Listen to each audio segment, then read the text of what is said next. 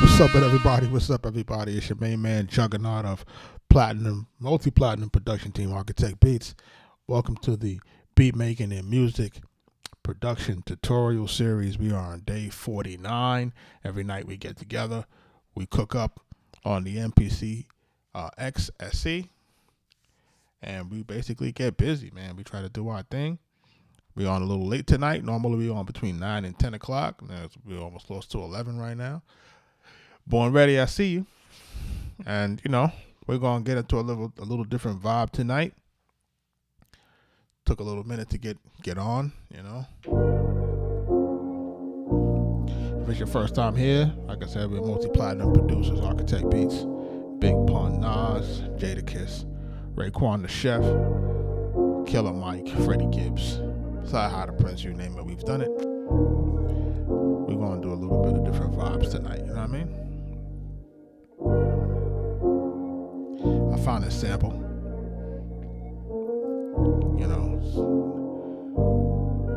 a little bit of a chill type of vibe. We loop this up. Right now it's currently like 180 bars, but it's really 100 BPMs, bars.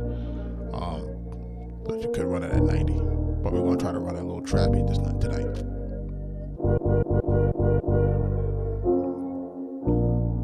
Shout out to everybody that's in the live. Shout out to everybody that joins me every time we get on the live. Appreciate y'all.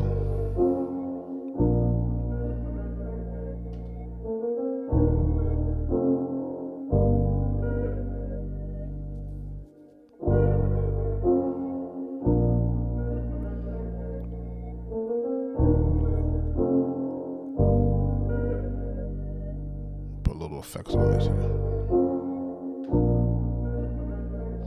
Hero, what up, man?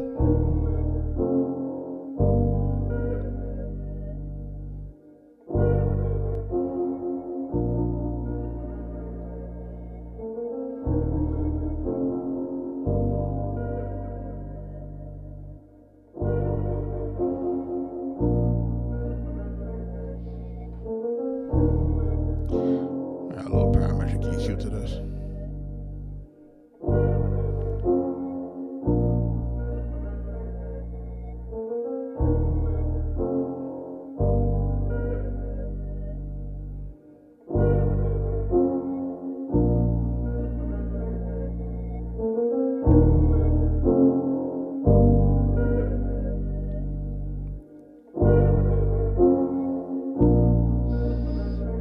John, I have used Ableton in the past. I currently don't use Ableton, but I have used Ableton.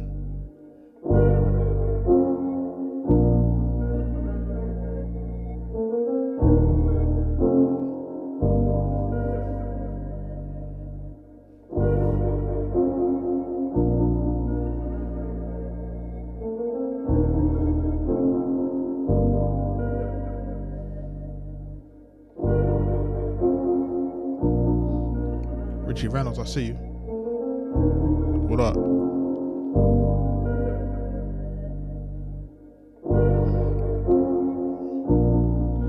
Jahan, you in the place to be now. We're gonna learn now. So what we're doing now is we just get a little bit of effects on our sample. You know what I mean? Trying to build us up a little bit, you know what I mean?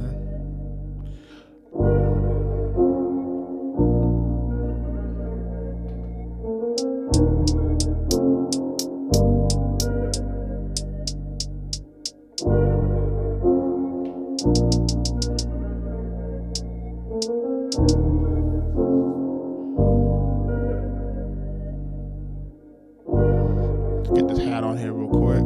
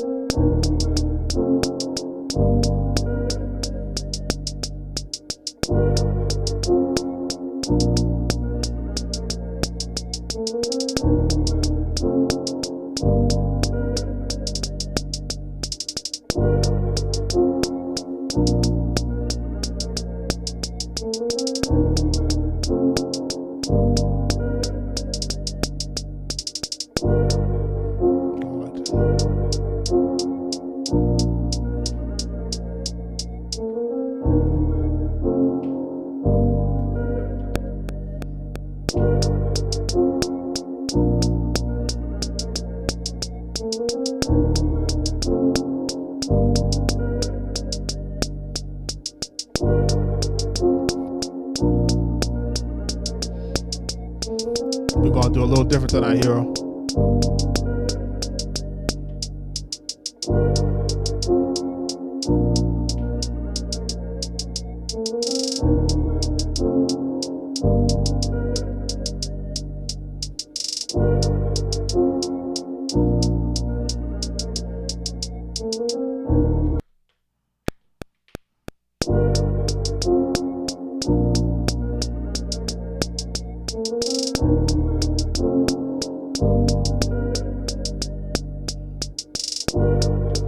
Shout out to everybody that's in the live, man.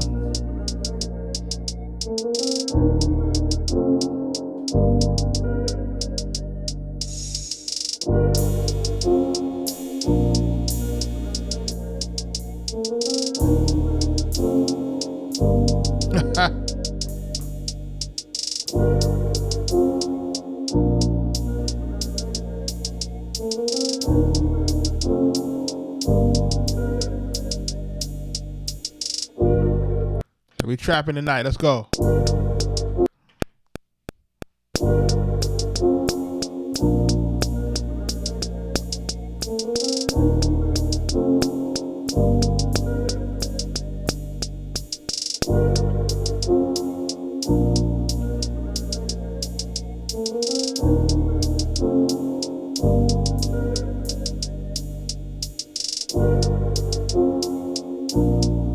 BPM's at 180.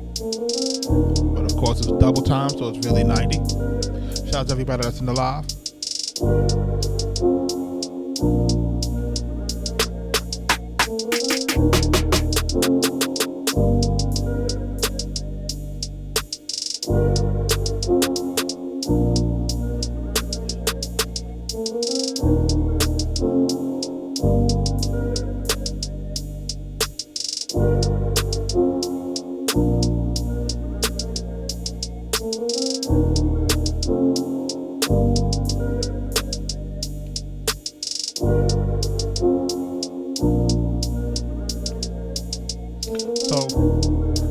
Is asking, as a person that's just started, what do I recommend? I recommend FL Studio, believe it or not. I feel like it's the easiest way to kind of learn your way through the DAWs and the way that things are currently. Now, if you want to go hardware, I recommend this or the MPC Live 2.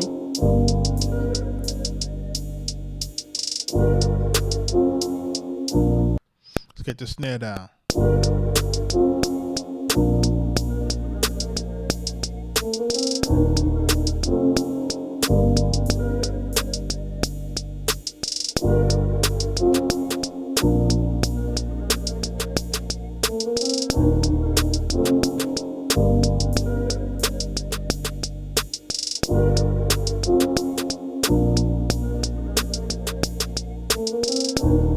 Don't like that. Scoundrel, we do it and we do everything in sequences. So the way that we kind of do that is we kind of do first. I typically start off with 4 bars, and then I'll take the 4 bars and I'll double that to make it into 8.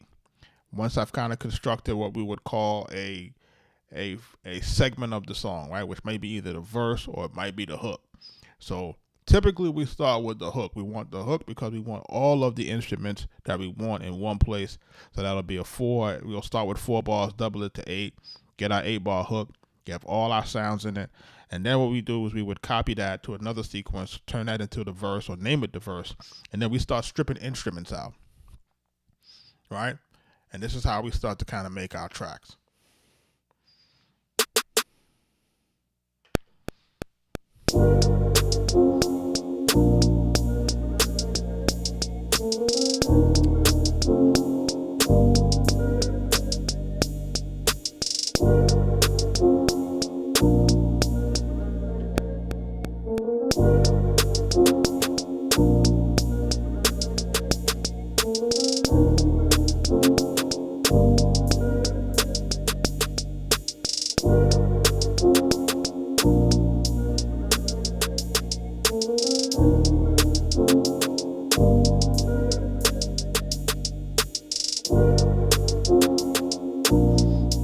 Shout out to everybody that's in the live, man.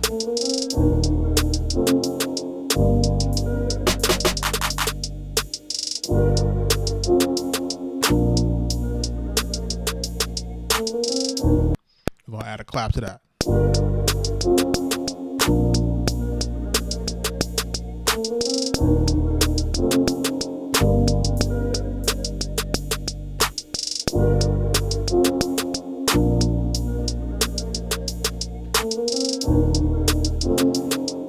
Add a little bit of reverb to this clap because we wanted to kind of have a little bit of a tail to it.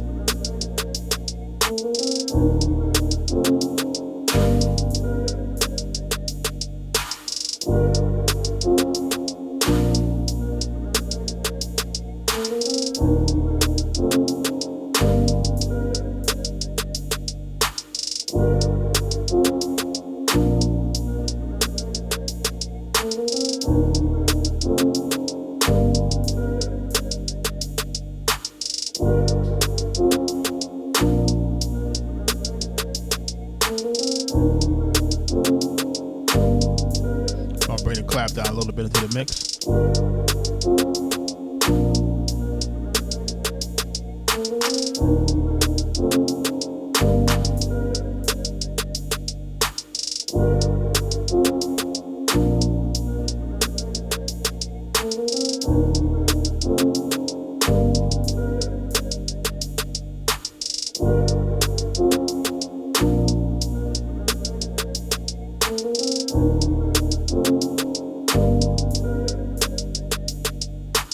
And I'll kick in here.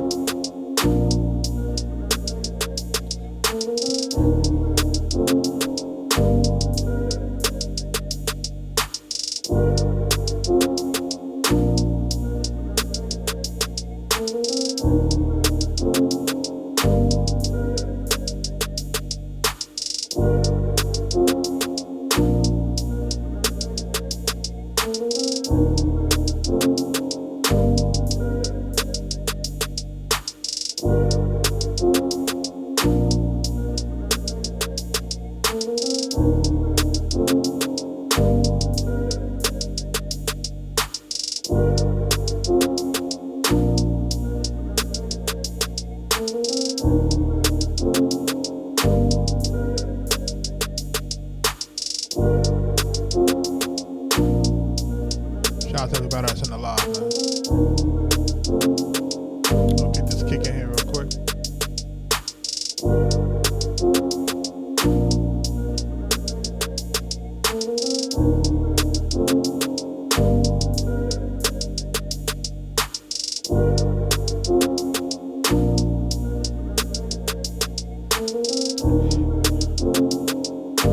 And all the drums that we're using tonight,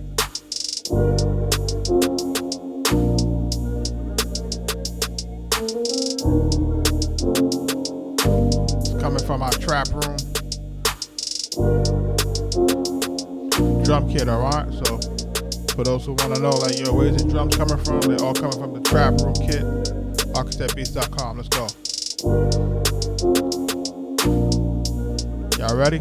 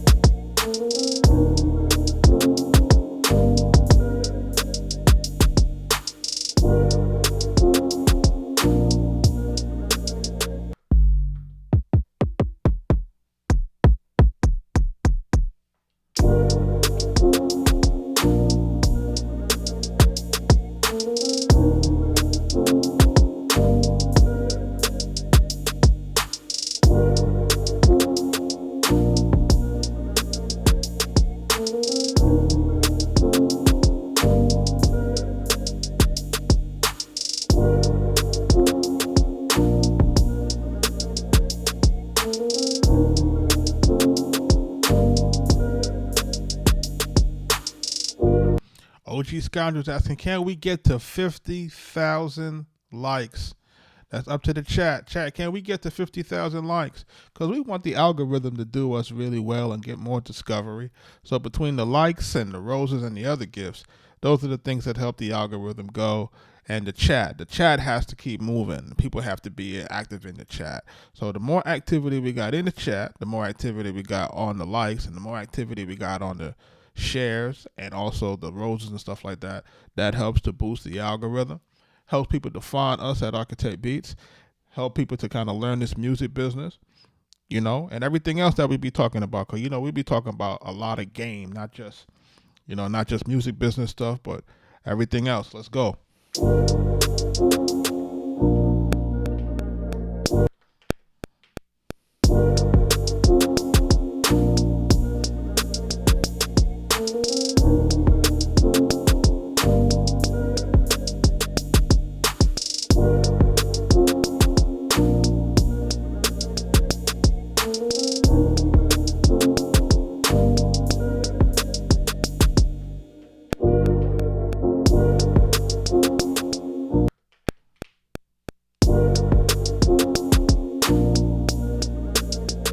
Going on with this thing here?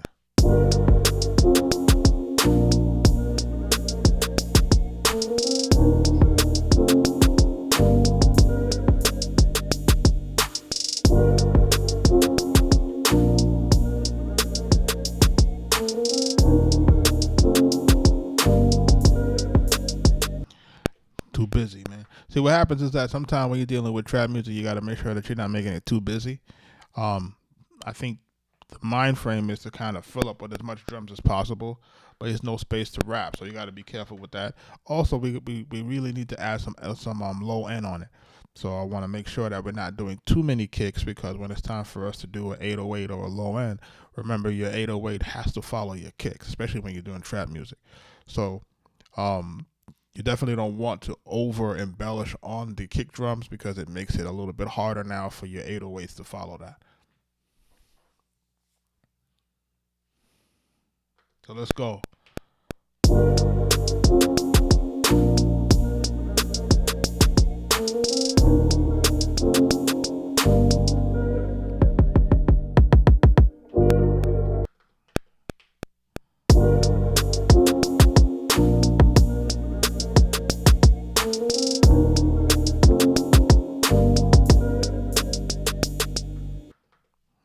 My drag acting up tonight.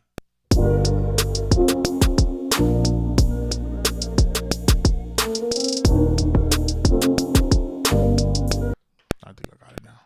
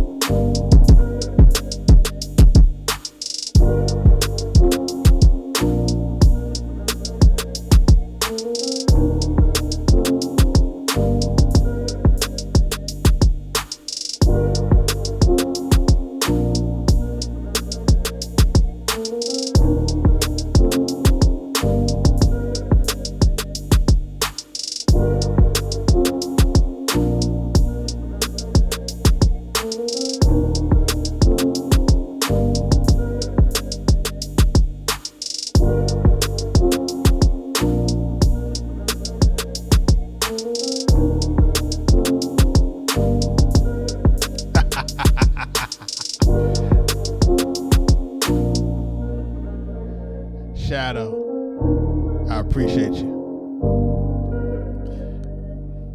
Remember what we're doing tutorials too now, my brother, right? So what we're trying to do here is we're just trying to illustrate some trap music vibes. Nothing too complicated, but I understand. You like that soul, man. You like how you like those drums to be smashing through your speaker. Listen, I get it. I do. I really do. I get it, man. I get it. We doing a low key vibe tonight. With low key vibe, and then we'll build off that. We'll see where the night lands us. But I appreciate you. I really do.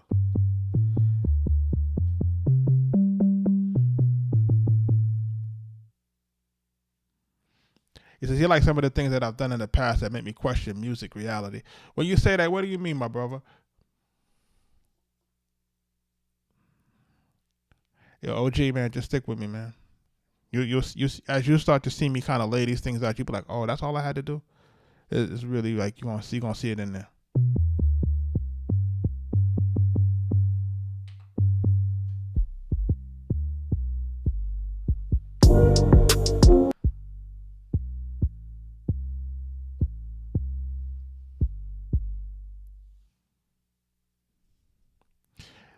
I feel you on that, brother. So listen, that's something that I try to pride ourselves on, right? And and when I do these tutorials and when I do a lot of these lives, sometimes I have the illustration of, listen, I want people to realize, like, listen, there's a lot of range that we have. So I can do what you do, but a lot of times folks be like, yo, you can't really do what I do. But that's because of this experience that you're hearing. Like, what you're hearing is you're just hearing the way that we work with our ears towards samples, and the way that we kind of have things that we want it to sound. And to Richie, trap soul, man. Like that's really the vibe we trying to go for tonight. Is like a trap soul, nothing too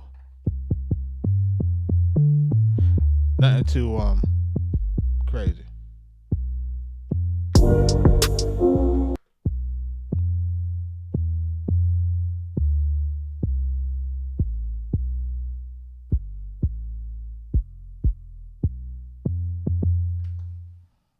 Before we go there, let's see where our sample is at in terms of its tune.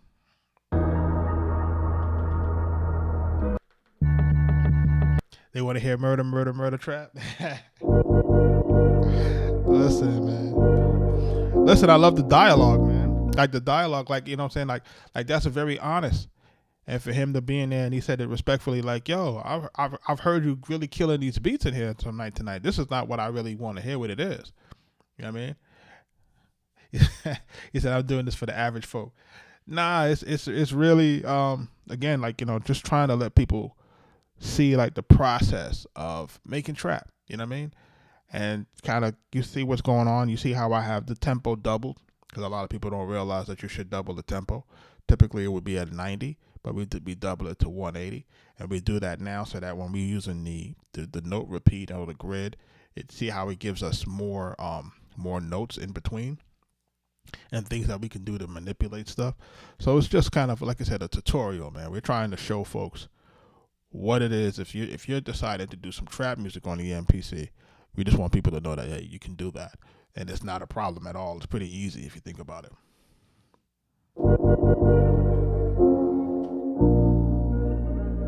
I appreciate you, man. I really do. Because possibly when we finish with this, we're going to something crazy.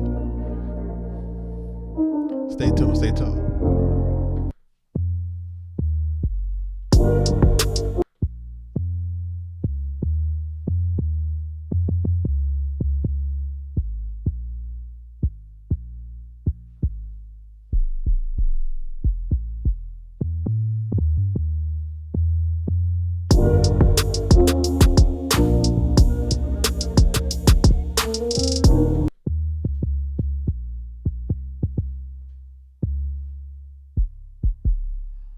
Try a different sound.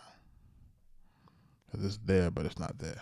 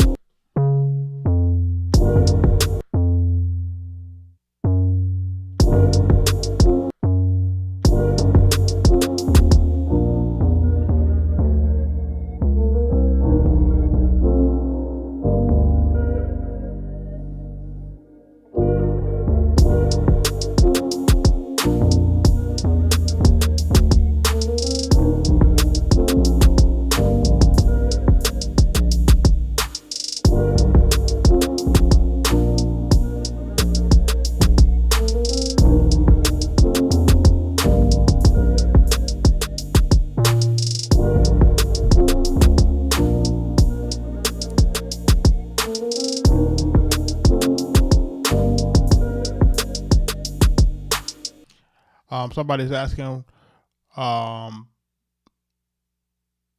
what I recommend in helping picking a lane as a producer. You really honestly you just kind of do what you feel, bro. Like honestly, like do what you feel, and I think that's what takes the pressure off of you. You know, like when you're doing when you're chasing genres, and I think that is something that if someone was asking me the other night, like they were asking me the other night, like if they have any regrets in my career, and I sometimes say like I sometimes feel, and this is this is just me being real personal with you guys. I sometimes feel that coming to Atlanta and really kind of reinventing our sound and doing some of the things that we did in terms of some projects. Like I think that it while it was good to keep relevancy, I think what happens is you sometimes get lost in that, right? Because what people know us for is the things that we did primarily from our more of our northern catalog, right? When we go through our southern catalog, you're like, oh, I don't know those records. You see what I'm saying? Like I don't know those records with this guy and that guy and this guy. So a lot of times it's like, the longevity is really with the records that we did from the northern side versus from the other side. And I just think those records are just more true to us. So in retrospect, I would say, hey, um, it probably would have been better to just keep doing exactly what we felt to do versus trying to really maintain that relevancy, if that makes sense.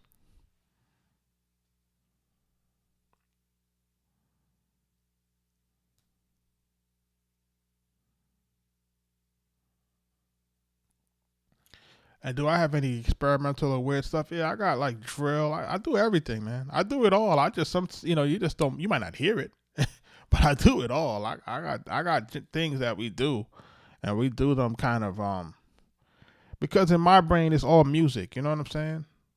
It's like it's all music, man. And then at times when I was working with some live musicians, I had some rock pieces and stuff like that. It's just music to me, you know what I'm saying? And I grew up during that time where it was like you had 80s music. And so 80s music you had to listen to, the top 100 stuff. You had to listen to Tears for Fears and Culture Club and all of that stuff. You had to listen to that stuff. Cause plus I got older siblings and that's what they was into.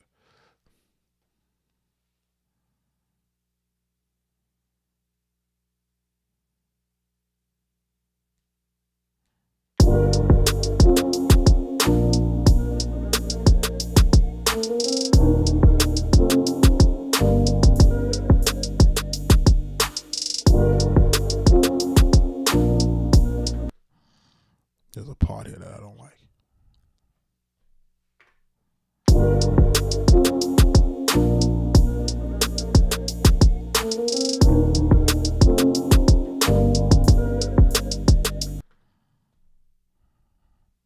Shout out to everybody that's in the live, man. Listen, I appreciate y'all rocking with me, man. Really, honestly and truly. This is one of these things where it's like I was talking to my homie about it earlier today, and I was like, man, tomorrow's going to be day 50 that I've been on the live. I went 50 days straight live, so I'm going to take a little bit of a break. But yeah, that kick is off. You hear that, right? You see, I'm getting ready to erase it. you see me, I'm getting ready to take it off. Like I don't know what happened to it. It didn't program properly. I'm getting ready to delete it and just copy it over. Like in my brain, I'm looking at that joint. I'm like, that joint wrong.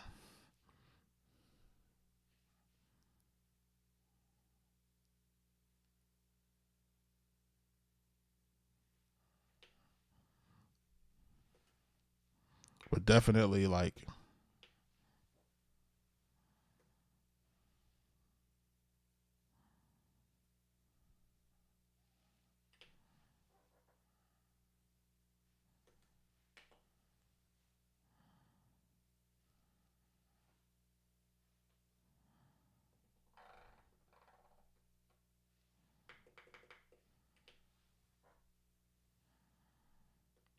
that don't make any sense at all.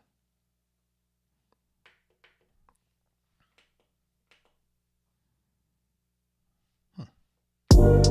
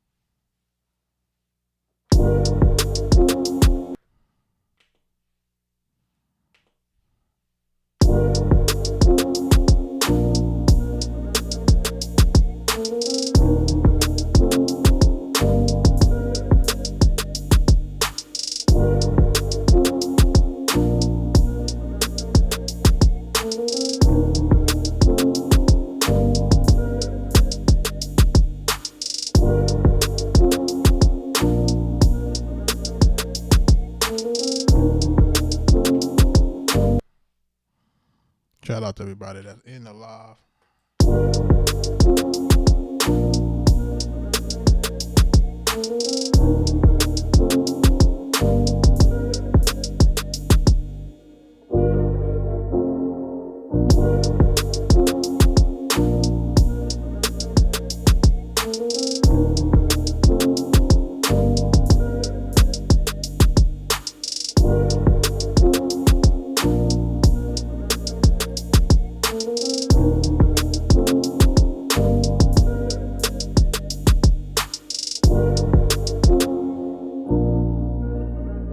It's not even the swing, man.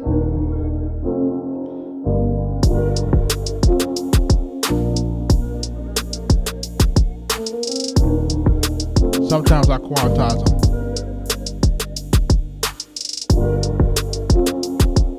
Remember, it's automatically being quantized once you kind of change it to the grid. I don't know if you guys notice sometimes when I'm programming my drums, I typically hold down the note repeat button.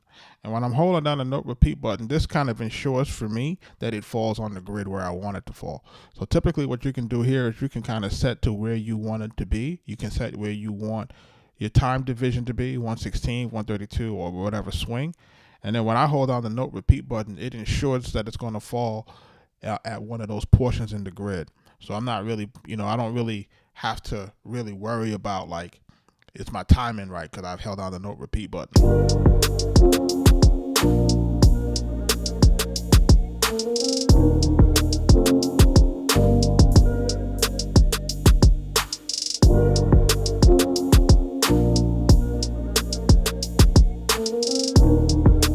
I normally don't have to move it around.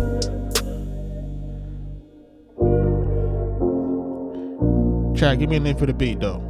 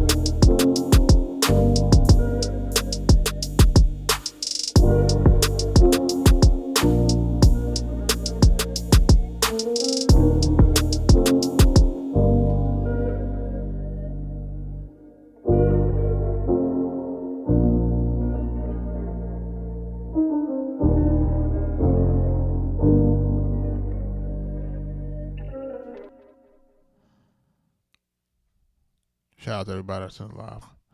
What do you call it? He said rise to the top. I might rock with that hero.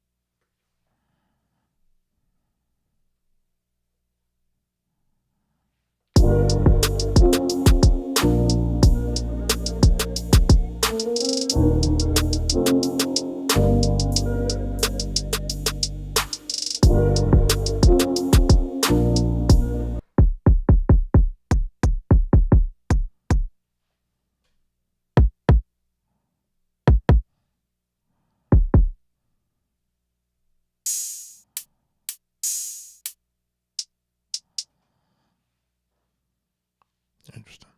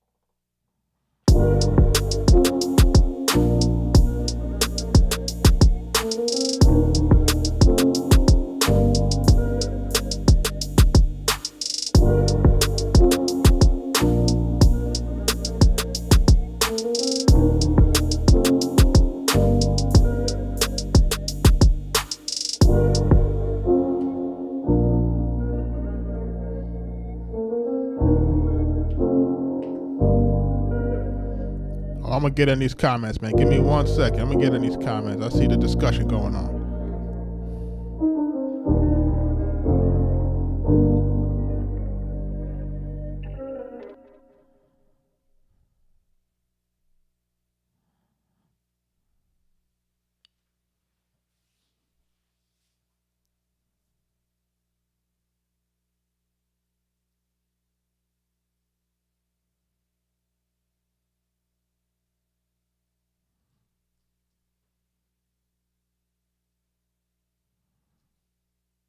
Listen, I think the main thing that we try to take away from this whole experiment and us doing the lives is really like I've been saying for a long time, is just really try to remain consistent with this thing.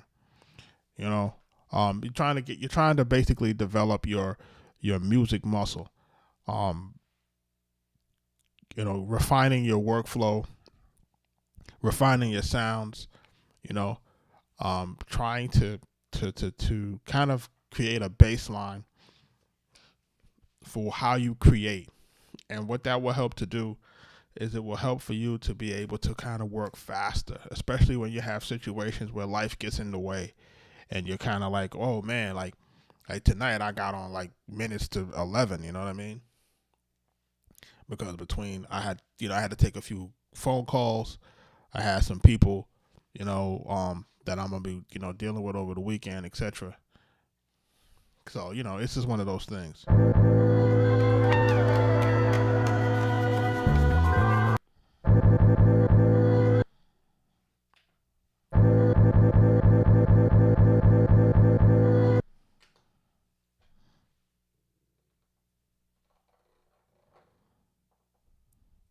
The music industry can be gravy if you have the right navigation system.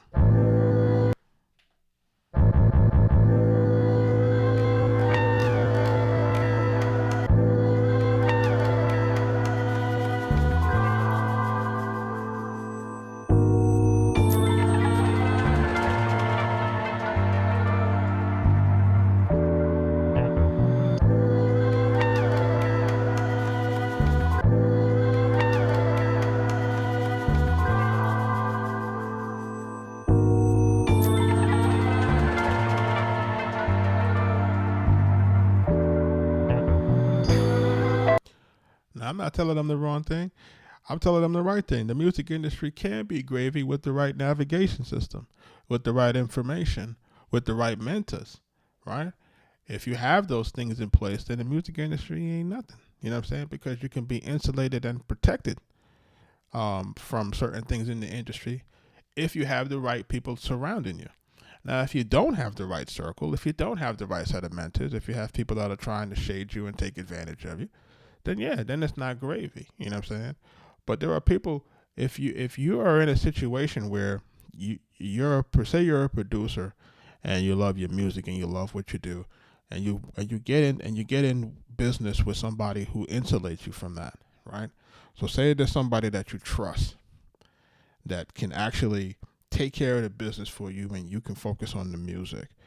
Then the music industry is gravy, right? Because now they're working in your best interest. You have a good team. You're insulated from the madness and the whatever. You know, if there's somebody to tell you, hey man, you don't need to go to that Diddy party, allegedly. Might be baby all there. You might want to stay away from that. You might slip and fall on something that you might not like. You could take that advice. You know what I mean? Listen, it can be wicked, man. I don't tend to look at things like that. I think a lot of what happens to us in the music industry is from a place of ignorance. You know what I'm saying? Like, I think that's what happens to a lot of us, is that we come from a place of where there's a lot of ignorance that may occur, that we may not know. May not know any better. And then that's what leads to mistakes. That's what leads to things that seem chaotic. That's what leads to, mismanagement of money, or not understanding how to read your contracts, or not understanding what attorney to use. Like, people need a navigation system in this. And me and my partner, Mike Trauma D, we talk about this all the time. What happens to a guy who gets into the music industry straight off the street of the Bronx, and then you give them 250,000, 500,000 record deal. You know what I mean? Like, you're not equipped mentally or financially, or you're not mature enough to be able to deal with those transitions fast enough. And that's what happens, is that things happen to you. You're getting everything too quickly. No one is there to tell you how to navigate it. And that's how the pitfalls occur.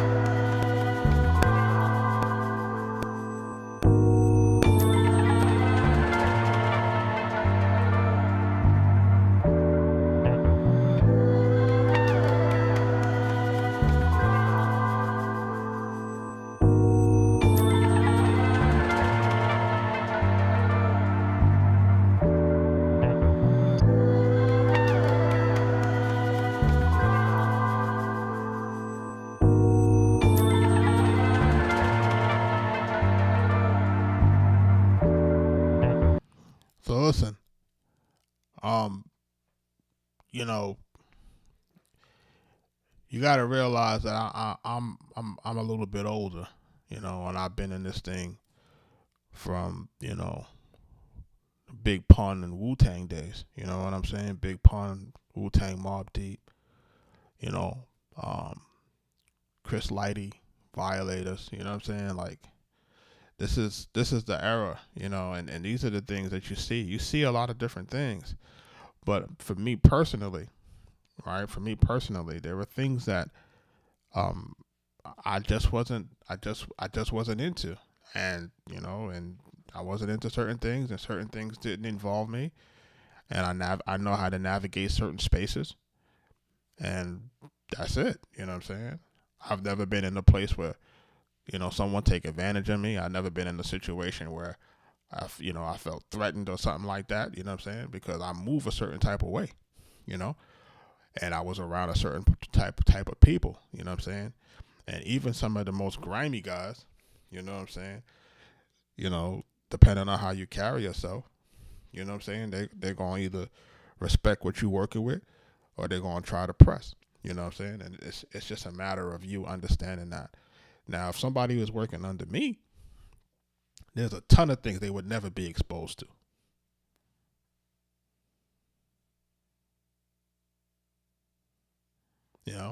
There's a ton of things that you would never be exposed to. You know what I'm saying? So if I had a new if my son would wanted to produce some records to today, he would never be exposed to half of the stuff people talking about.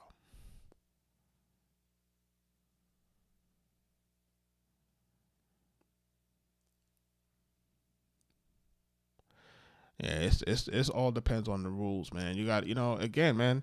A lot of what happens to us is because some of us don't know, and then also the people that are in position, they take advantage of some of us. You know what I'm saying? Me and you are the same age, bro. I'm just telling you what it is. We the same age. You know what I'm saying? We're the same age, and again, I don't have those experiences. You know what I'm saying? I had some situations where people tried to take some music, but we took legal action and we good. You know what I'm saying? So yeah, there's ups and downs to it, but I don't look at it like that. I don't look at it as like I think in any business that you're in, you're gonna have situations that are, you're gonna have some good things in business, you're gonna have some bad things in business, and it's up to us to understand those things, take them as teachable moments, and keep it pushing.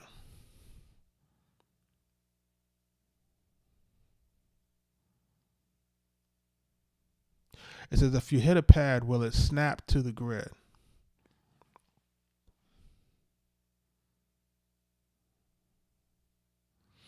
Listen, the way for you to find the right people to work with, man, is like what you're doing right now, man. You're really coming into a live, and you got to search for it. The algorithm kind of put you here, and you have to kind of listen to what these folks are talking about, see who shows up, look at people's track record, look online, see if you see anything that's negative, you know, And listen, and if you're still in the circle right now, man, if you're running with Specialum, that's 38 Specials. Is a very special guy. Benny the Butcher is very special guys, you know what I mean? Like if you're still moving and you're in those circles, man, you're in a good space, man. Just gotta keep working. Those guys are doing their thing. But what's the tip for finding the right people to work with in the industry? Like I said, it's really just kind of like networking online, man, and seeing who works, who resonates with you. And when you hit a pad, it's supposed to snap to the grid depending on where you have your grid at.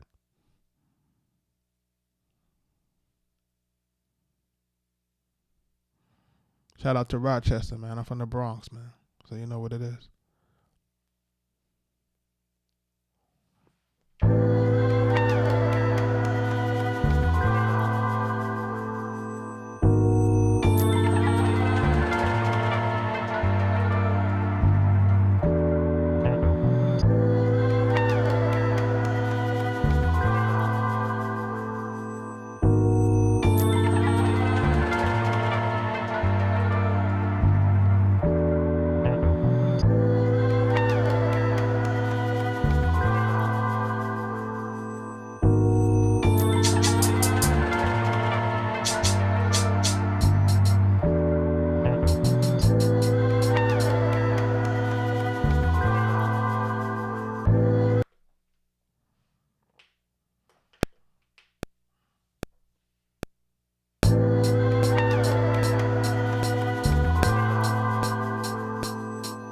Appreciate you, brother.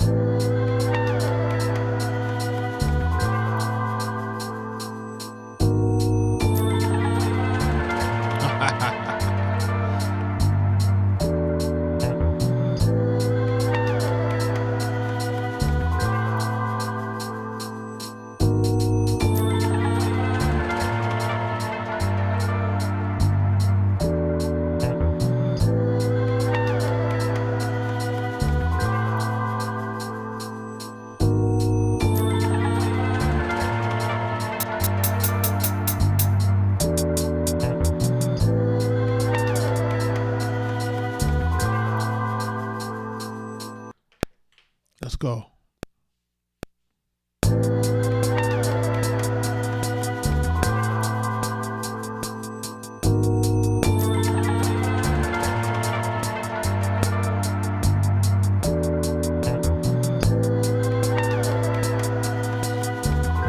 Yo, man, because it's like this, man. I really want to be honest. And someone asked me the other day, I think, this is what would I want to bring to the music industry? I think I want to bring back integrity, bro. Like there's no integrity for a lot of these guys, and I feel sorry for them that they don't have the integrity that they should have. And that's really the situation, man. Do good business. You say you're going to do something on Monday, do it on Monday. If you can't follow up on Monday, you send something and you say, yo, I can't get it done on Monday. You know what I mean? And you say, hey, this is why I can't get it done on Monday. I want to follow up with you on Tuesday or Thursday. You know what I'm saying? Like, keep your word. Say what you, if you're going to do something, do it. If you say you can't make it, say I can't make it. Or if it's a maybe, yo, I'm going to try. You know? What's so hard about that? Saying, hey, I'm going to try. You know what I'm saying? Or I might do that, I might not. You know what I'm saying? There's nothing wrong in saying, hey, I may or may not do it. There's nothing wrong in saying that. Versus, hey, man, tell you to your face, man, I got you. And then they're hitting your line and ain't nothing happening. You know, so this is the type of stuff that I feel is, I call it sucker stuff, you know what I'm saying? And I try not to really talk about that too tough, because it takes me back to a era of being ultra aggressive, in which I try to say that I don't want people to be like that anymore. I want people to see us I want people to see us as evolved. I want people to see us as people who have learned from our mistakes as youngsters and as older people and as OGs. We're not telling people to crash out. We're telling people to handle things respectfully, and to have a platform where we're not talking crazy to everybody. You know what I'm saying?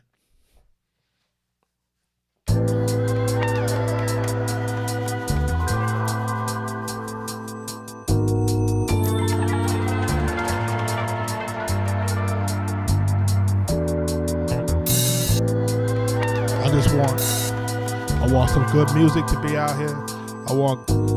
I want guys to really stop playing games in terms of the gatekeeping and all of that. What's up with all the gatekeeping? What's up with all of this? What's all of that? Those things need to those are the things that stifle the progress, right? And also the lack of sharing of information. You got a deal. You got a deal. You don't want to talk about your deal. You don't want to talk about your deal. And that's why we keep getting screwed. Nobody want to talk about their deal. Nobody want to talk about the fact that this guy put this in this deal. If you don't talk about what we put in our deal, how are we going to get the best deal, bro? How?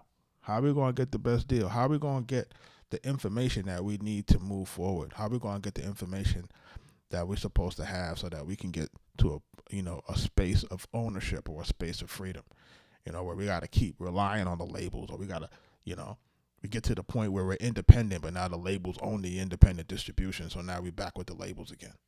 You know what I'm saying? It's like, look what happened. It only took them 10 years for them to own portions of DistroKid and portions of this and portions of that. So once the labels own portions of everything, they back in it again. They own everything again. Now they own a portion of Song Trust. Now they own the independent publisher and administrator. Everything where they got the independent music, they own it. Or they got a majority stake in it.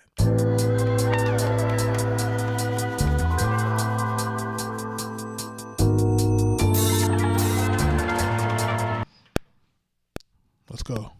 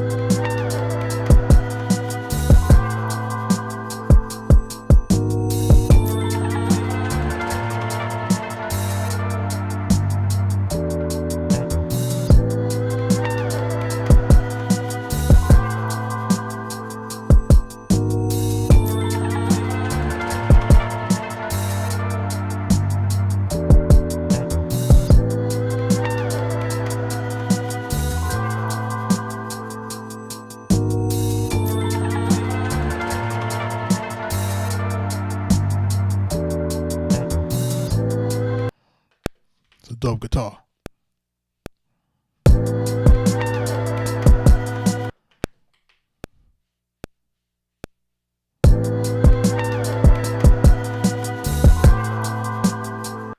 Too busy. Let's go.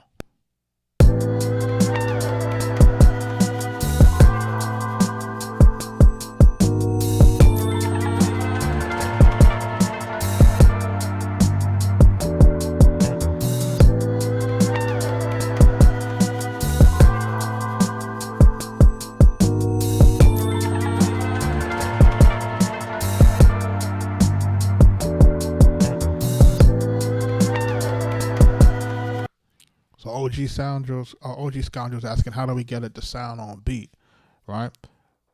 So like, remember what I told you, right? We want to first make sure that we're doing the timing correct and picking the right timing correct, right? Whether it be 1/8, 1/16, 1/32, right? So I typically go between 1/16, 1/32, but it depends on the tempo and what I'm trying to trigger. If I'm trying to trigger it slow, then we're going to go to a slower time correction. And then when we hold down the note repeat button, if you notice,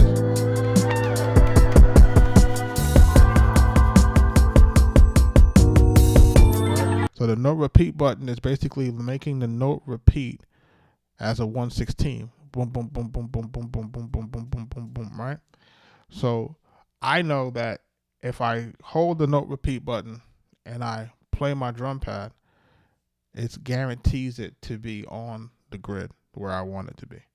And that's how, that's how I tend to program my drums. And honestly, I think the first time that I started to actually do that is around the time when I did Why You Do That for Max B. Because if you listen to how that drum pattern goes, it's like it's kind of all over the place. If I'm being really honest, it's like it's kind of all over the place. But the reason why it was able to kind of stay where it was in the pocket was because I held down the note repeat button. And once I figured that out, I'm like, okay, I'm gonna basically program all of my drums like this with the note repeat button, unless it's very intricate, and then I might say, okay, I'm not gonna use that. You know what I mean?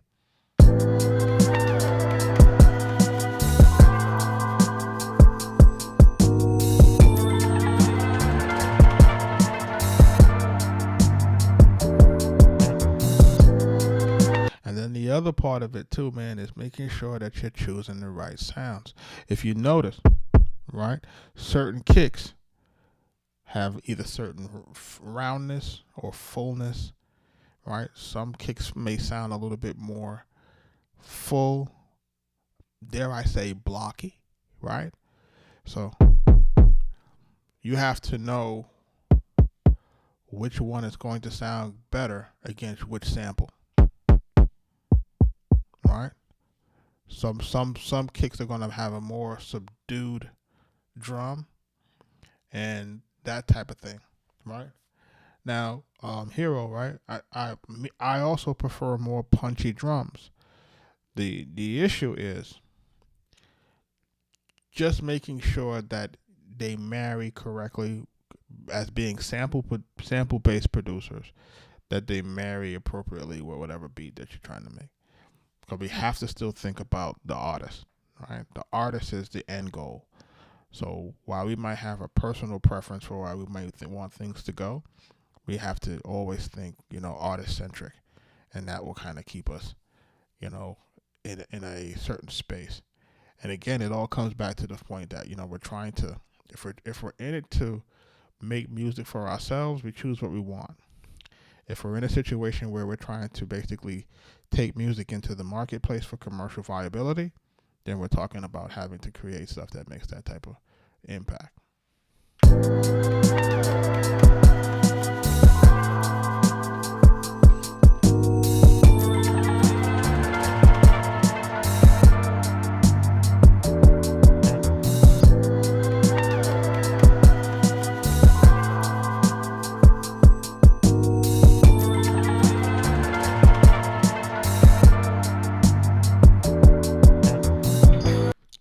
Let's do this with this sample. Let's see if we can stem separate it.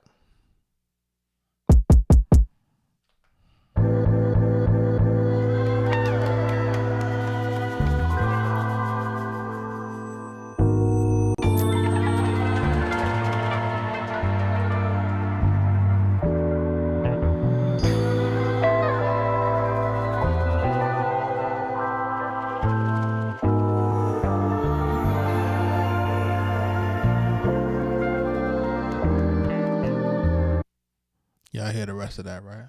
Wait till I put that in. Pause. I'm just trying to see if I can separate it. Jelati said it's good already. It's good because it's only 4 bars. We have to get it to, change a little bit, so that we can have a little bit more going on.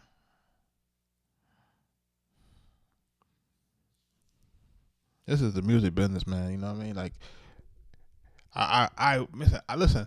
When I started, and you got to realize that I started to buy my first pieces of equipment in like '95. Like honestly, man. Like I would have. Man, I don't even want to say it on here because I don't want to get flagged. But the things that I would have done in terms of, from a violent nature, to have gotten the amount of, to get the mentorship and to get the information. I was hunting for information as a young person. I was all over the Bronx, all over Manhattan, going to different studios, different people, just trying to see who would help. And they just wasn't trying to help, man. Like, they wasn't trying to help. And I just remember that feeling like, damn, I'm on my own.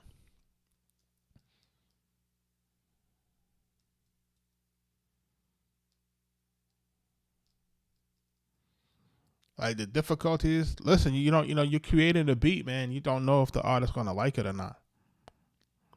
Listen, they never want to help you, man. And that's part of the thing that makes you more resilient. But that's also what makes what we're doing here more important, is because we're in a space where we want to help. If you watch any of our podcasts, you know that we want to help. We are trying to provide the information. I've started to create the resources that people can go pick up, because I couldn't get those resources, or they were too, try to put them in layman terms, Yeah, and it's about access. It's about who you know. It is about access. I tell people that all the time. It is about access. So if you don't have the access, it's very difficult to get where you want to go. So where did I end up getting help from? I didn't get help. Like, we didn't get help. When I think about it in retrospect, I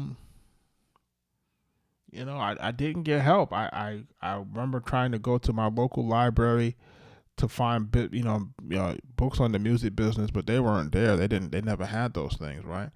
And then prior to Donald Passman putting out All You Need to Know About the Music Business, the only business book that we had for the music business was Sidney Schemmel, called This Business of Music, and it was like a book that was like 600 or 700 pages.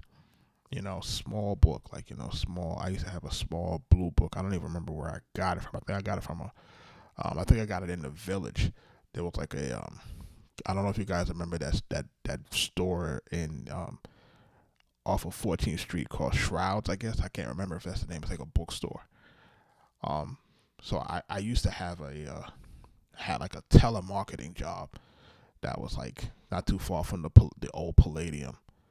Strands, yeah, you remember, right? Strands, you remember that. So I used to have to. So I was remember trying to go to work one time, and I had gone past a newsstand, and the newsstand had a magazine. Was at the time was Electronic Musician, and this is like, and I was like, I saw that magazine, and I'm like, I need to get this magazine, because prior to that, I used to I used to be like in the gym a lot, and then I used to like buy like Muscle and Fitness and Flex magazine, and then have every Arnold Schwarzenegger movie and that type of stuff. And I used to follow bodybuilding kind of close. And I just remember getting a lot of information from those type of reading materials. So when I finally was able to find a magazine that had electronic music stuff in it, I was like, yes. So now I was able to read up on mics and read up on this, and like all that other type of stuff. So I wind up taking the subscription of that Electronic Musician. I was able to do more research on the equipment, and then I started to just try to get my money up and start buying pieces of equipment. And then I had one guy I'm sorry. So I did actually have one guy on my block. So I did wind up having one guy on my block. He lived up the street from me, older dude. Shout out to my man, Infinity Free. He had some equipment, and he was like, he had like an old Macintosh, and then he had like some 4 tracks, and like what else? Like some 4 tracks, and then he had some keyboards. And I remember being taken to the studio one time with him, and I was able to kind of see some stuff, and then I started to kind of spend some time at his crib, and then start learning like sequence and that sort of stuff. So really, because of just him opening his crib, because he used to have it in his basement, and I used to be able to go in his basement and like, all right, let me listen to this. And then when I started to buy my stuff, then he would, I started to build out the stuff in the Bronx studio. So then he would come and then he'd be like, yo, you learning how to use ADATs? I'm like, yeah. But I used to have to read all the manuals, man. I had to read all the manuals, read everything.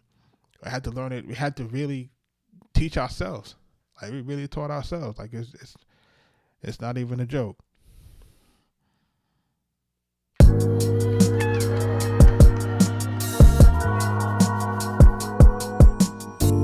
Okay, what just happened now?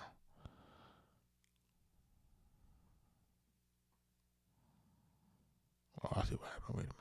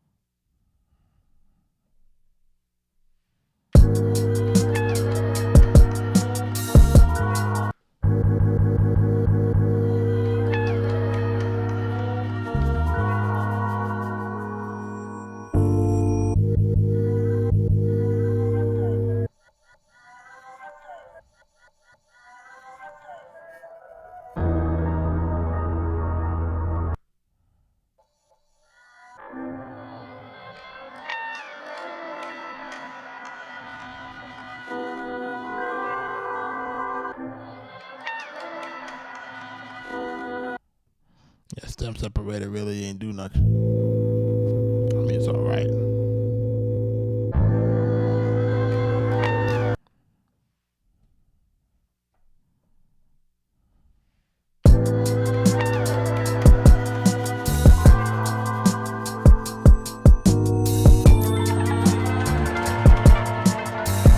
Yo, CJ vibing, man. You found us. You're not alone now.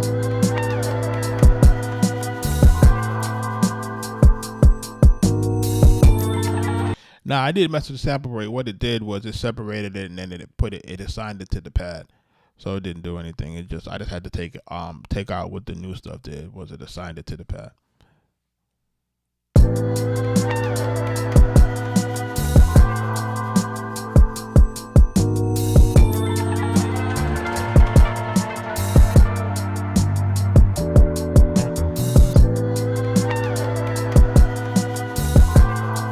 Richard, what up? Richard Harmon, what up?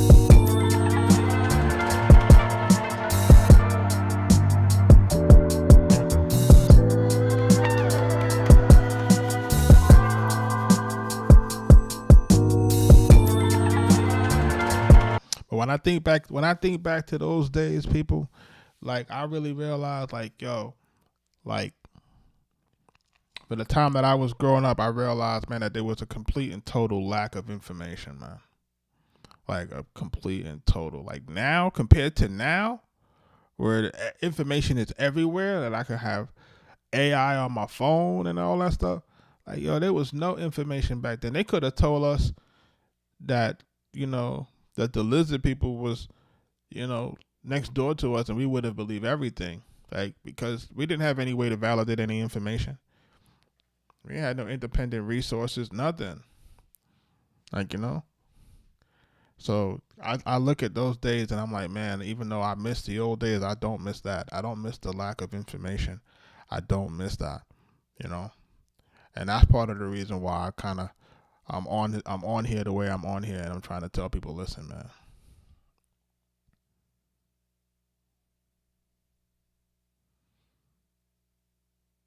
You said with one sentence, what happened? What do we get? What do we get fixed? OG. Like for real. Like I just saw what I just remember how I felt, and I said, hey, if I ever got into a position where I could help people, I would do it. You know what I'm saying? Because having that position where it's like you don't know what's going on, man, it's terrible, man. Oh man, the note repeat button, man.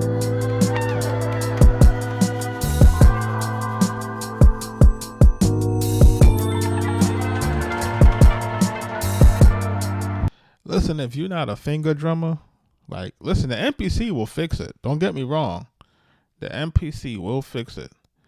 But if you ask me, and I'm just telling you that it'll all your joints will sound better.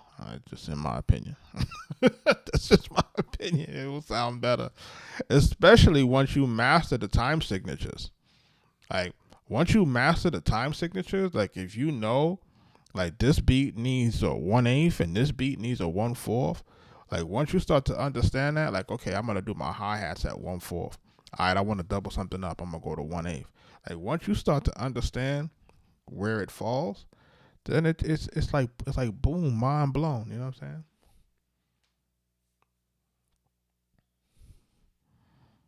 Mind blown, mind blown. So, and then don't start playing with the swing and stuff. Then we really playing with power. You know what I mean? So I'm hoping that everybody can get that epiphany, and we can keep it moving. Like get everybody better.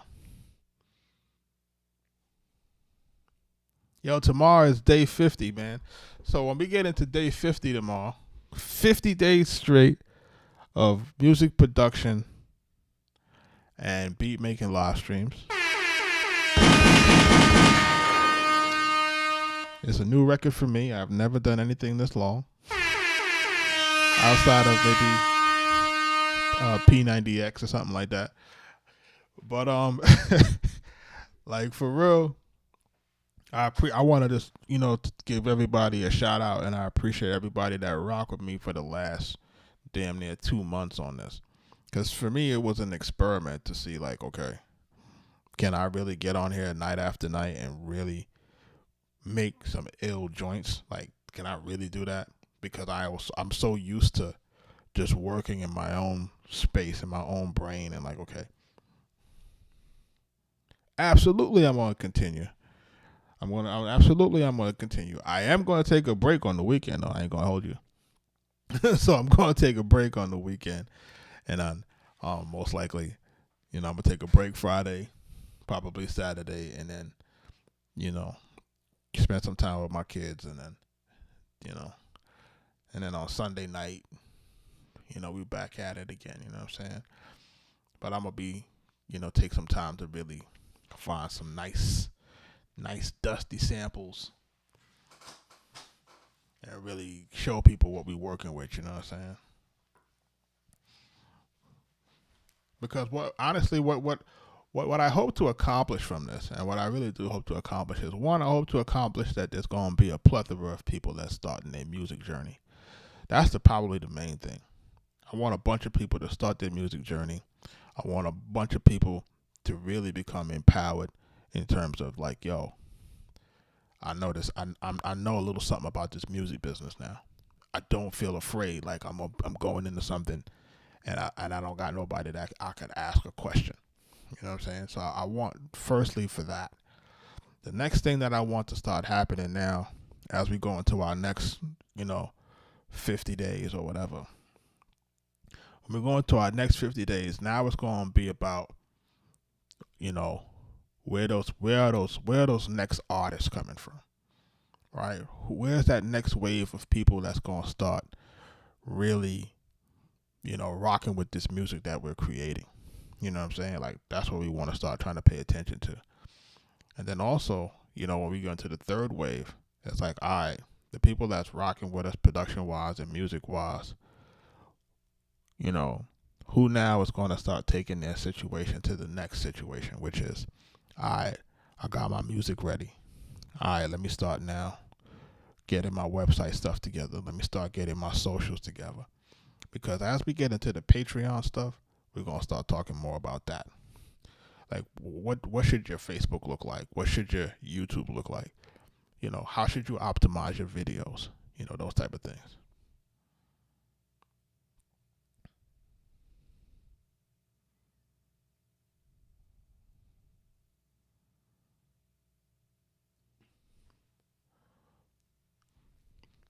He said, get it right with some safe, trusted people who flow HR friendly. What you mean, man? I'm reading it, but I'm not comprehending it. I might be slow tonight. It ain't clicking. But definitely, I want to make sure, like I said, like, you know, I want to be able to get into, I want to get into a secure space.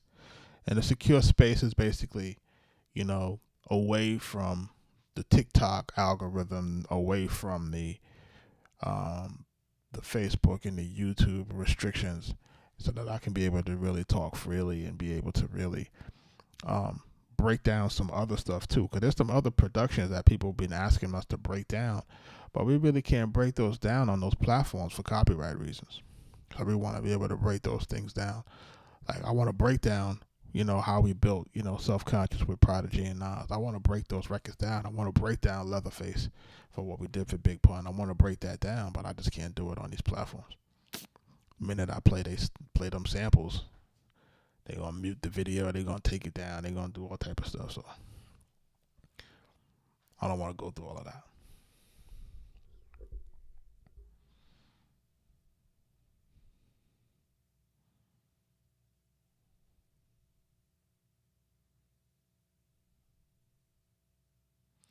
Nah, we're gonna still be on TikTok, but we're gonna still be on TikTok in terms of the live. But we definitely gonna have some other material that's gonna be like potentially Patreon. Cause we have a Patreon. It's just not open to the public. We're just gonna I'm just trying to migrate a lot of the resources. Cause once we open it back up, I want everybody to be having access to the resources. You know, videos on copyright and all those different type of things.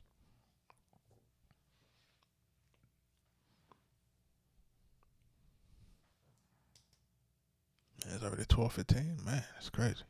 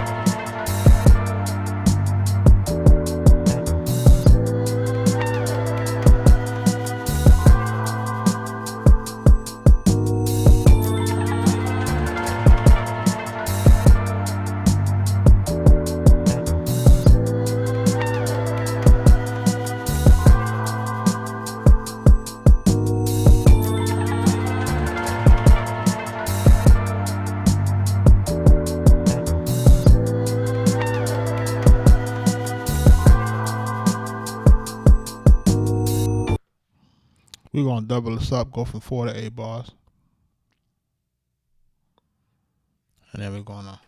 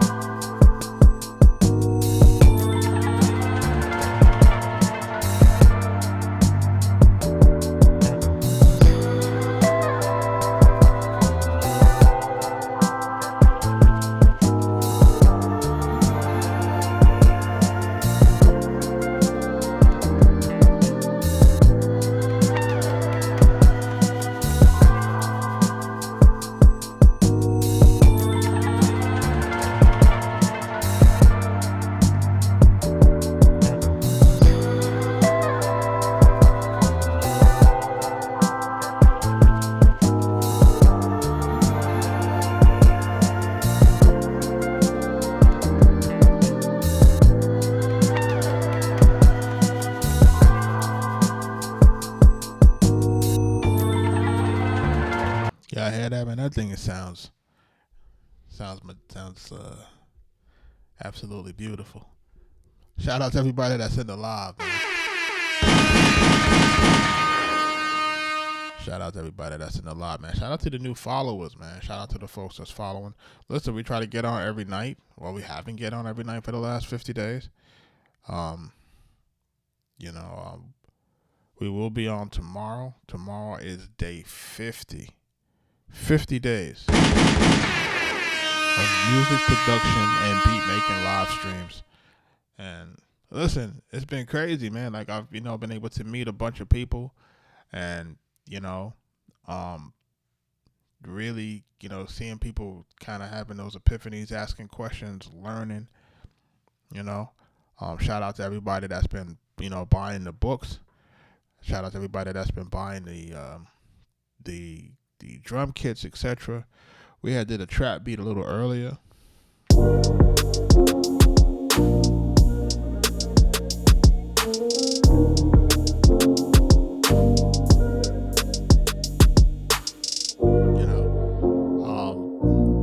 That's our trap room kit from there, man. So you can always get that at arkatechbeatz.com.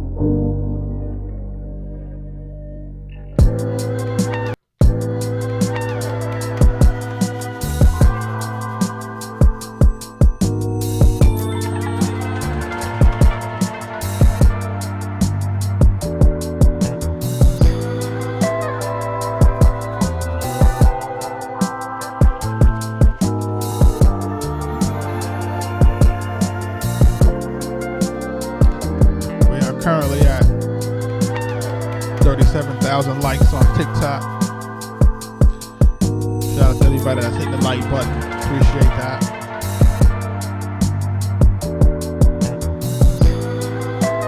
You know what I'm saying? We're a little bit low on the gifts though, man. The algorithm ain't helping us on that one. But shout out to everybody that's in the live. Yo, is Nas even on TikTok?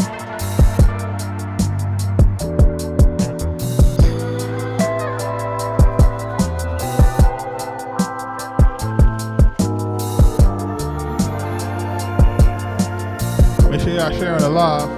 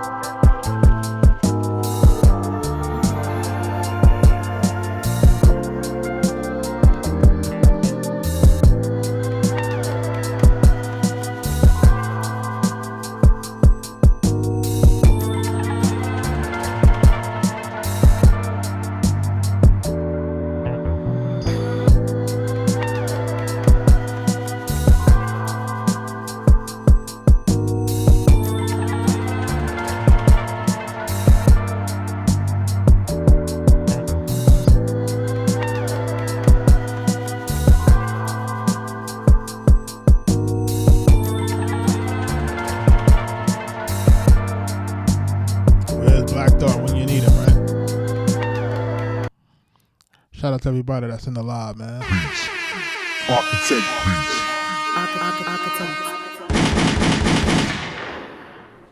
Before I start to wrap it up and start to get up out of here, we had a good night yesterday too, right? We had a good week this week in terms of beats, man. Like the beats this week have been pretty solid. Like we've had some solid records this week. I am not complaining in terms of the output that we've had. You know, for those who have never, for those who are new here, you know, again, if anybody wants to look at any beats, not beats, but from any of the previous lives, you can always check those out on YouTube.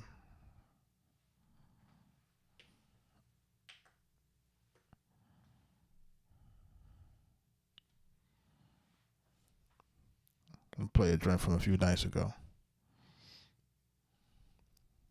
or the night before yesterday, rather. One of those things.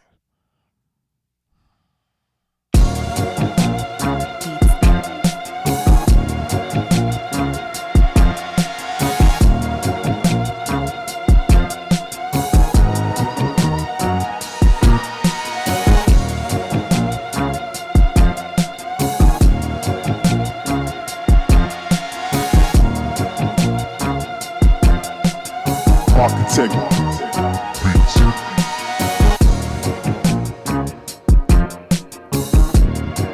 Yeah.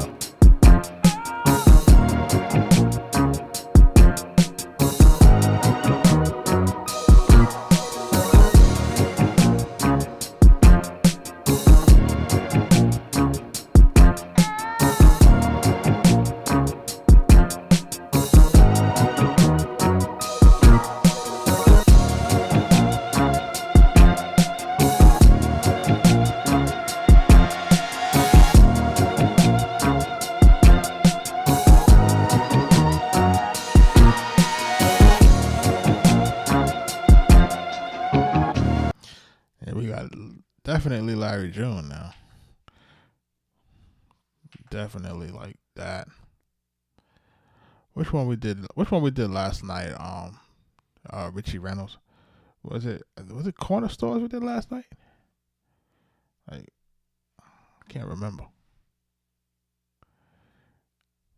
We definitely Wiz, man. Wiz would be dope.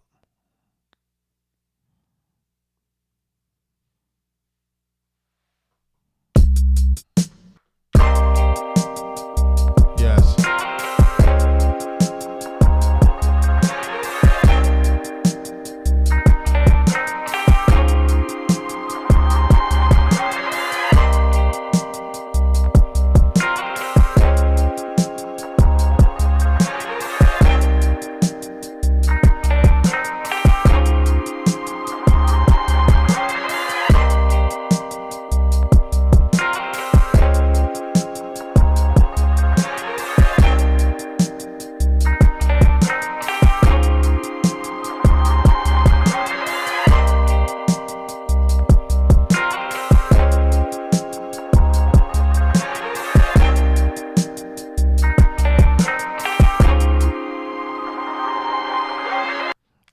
That joint crazy right there.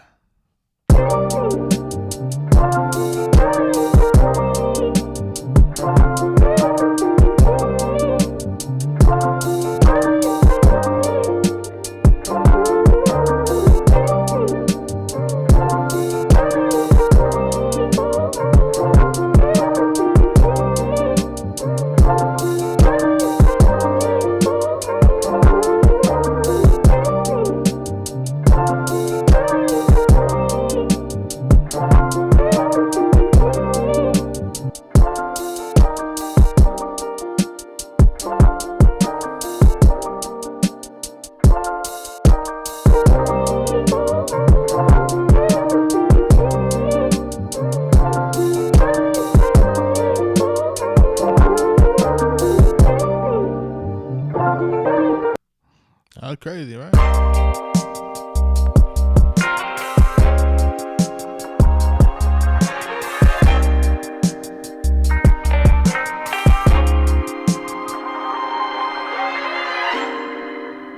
Some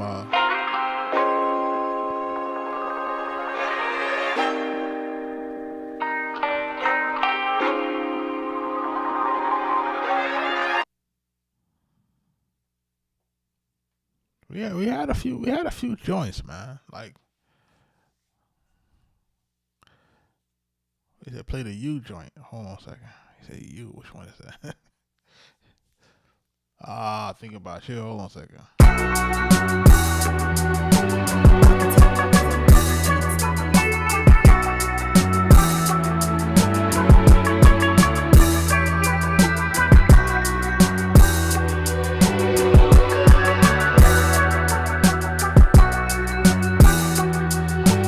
Arkatech Beatz.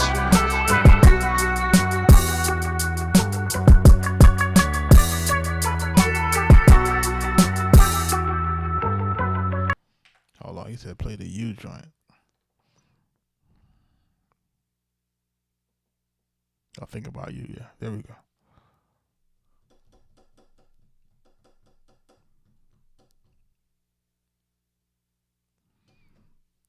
You from the Bronx, New York. Everybody got a scar on their face. It's a cold world. This is life.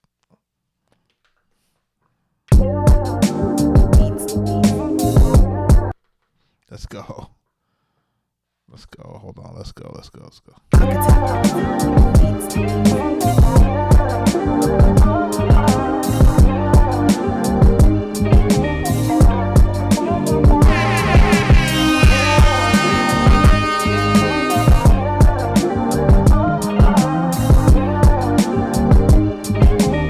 Arkatech Beatz.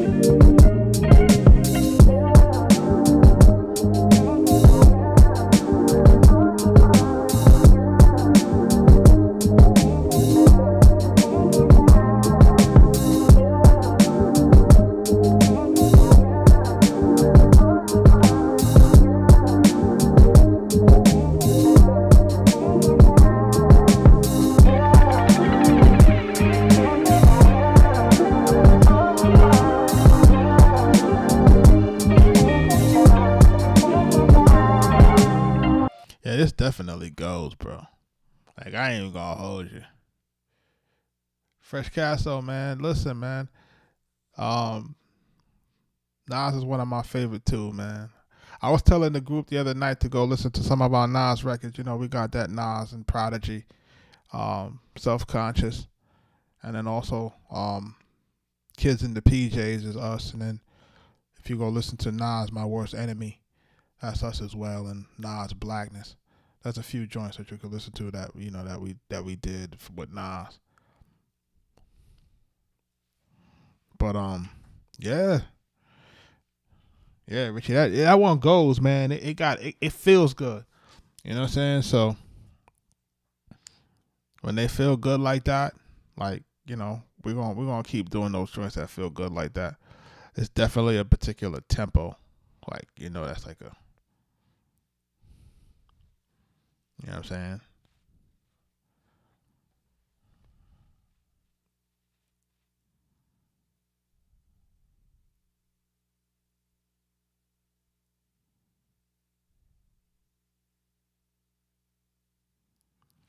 No, that man's not my enemy. It's the name of the it's the name of the record. The name of the record is My Worst Enemy, right?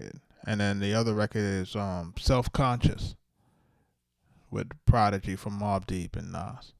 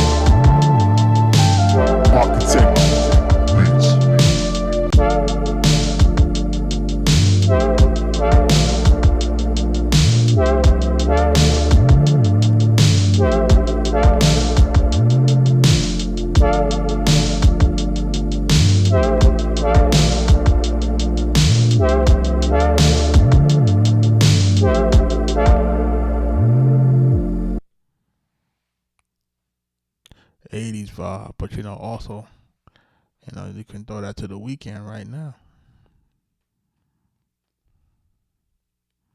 I need to fix this beat here.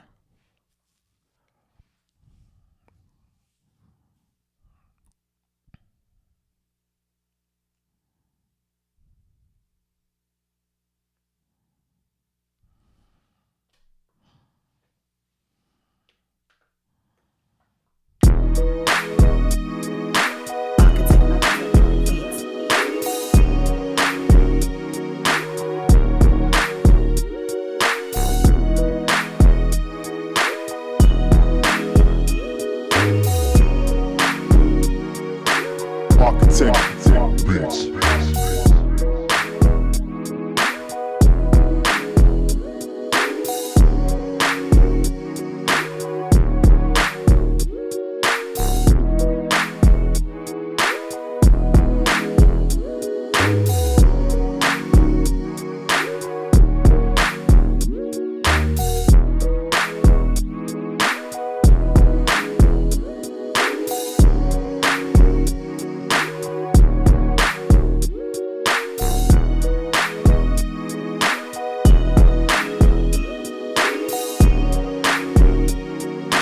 Breezy. Woo.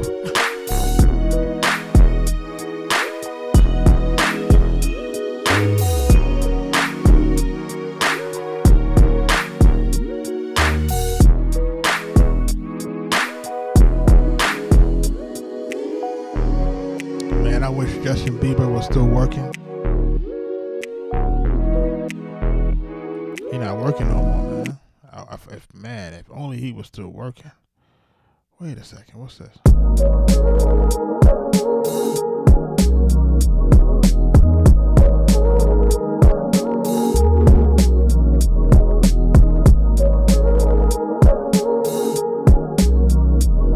I don't know what that is. Okay.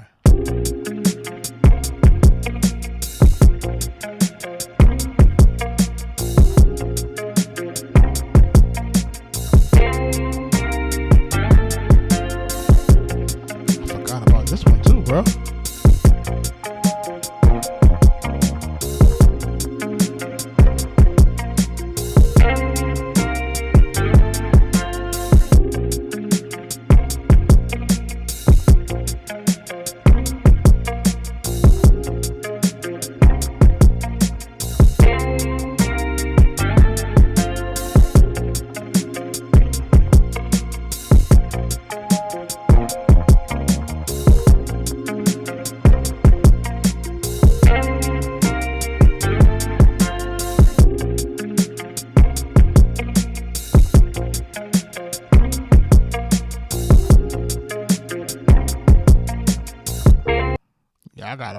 I gotta fix every beat in this sequence. Like there's 3 beats in here that I don't even remember. I don't even remember that beat, and that's crazy. Like that's nutty. I think I know what to do with that now. But man, I definitely gotta I gotta go back. I gotta fix all that stuff. I ain't gonna hold you.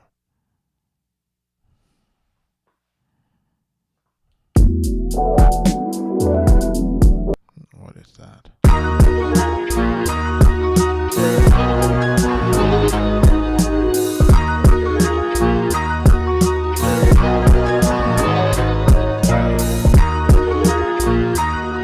That's different.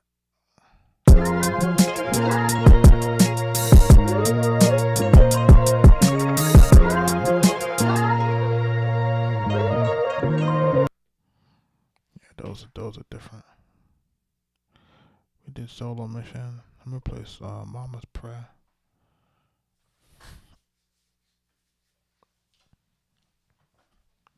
You ain't heard nothing yet, Fresco. Fresh Castle, you ain't heard nothing yet. We just scratching the surface.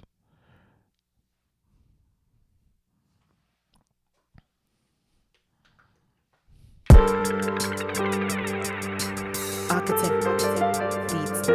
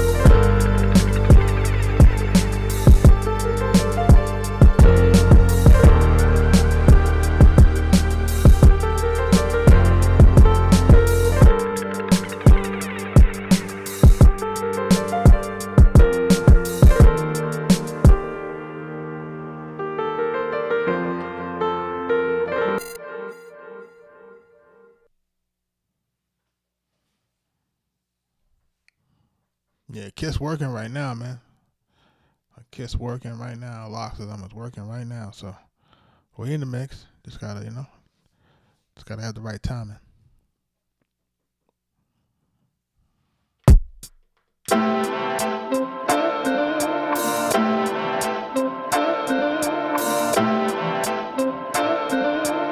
Arkatech Beatz.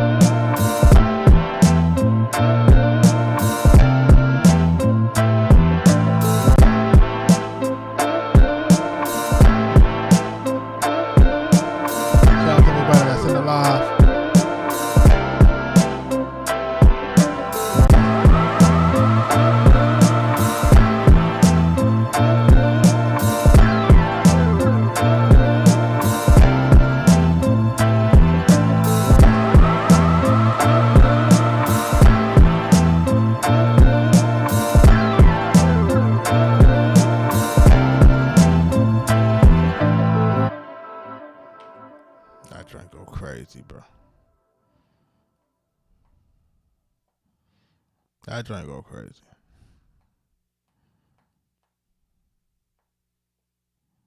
There's a few joints though, man. I ain't gonna hold you. There's a few.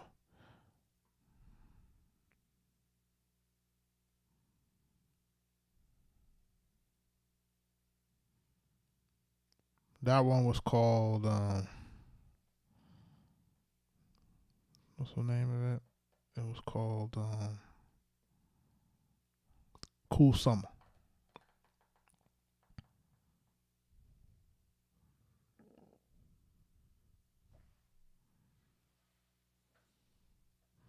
Yeah, there's some real that's some like real boom bap, you know what I mean? Like boom bap,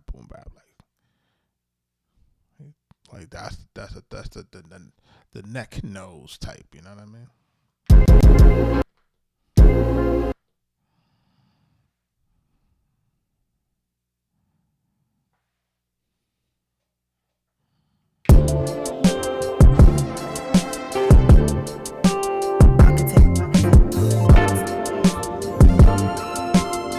Right, J Premier.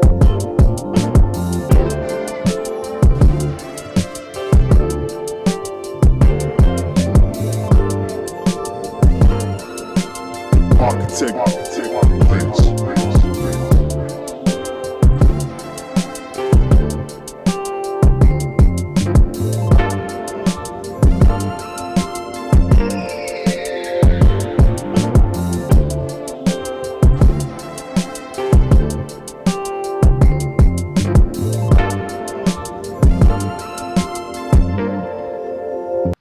I like that.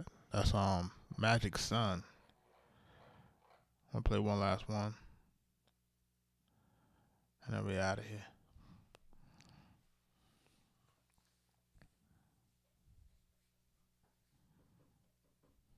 Shout out to everybody that's in the live, man. Shout out to everybody that joined the live. Shout out to everybody that we have 47,000 likes. What? Nah, that looks familiar, but I'm not sure if I remember. Hold on.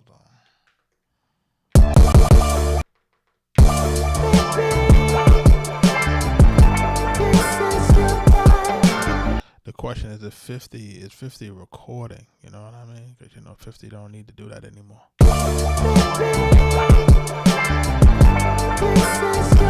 Oh, you said, can we get to 50,000? I'm talking about 50. I thought you thought about 50 Cent.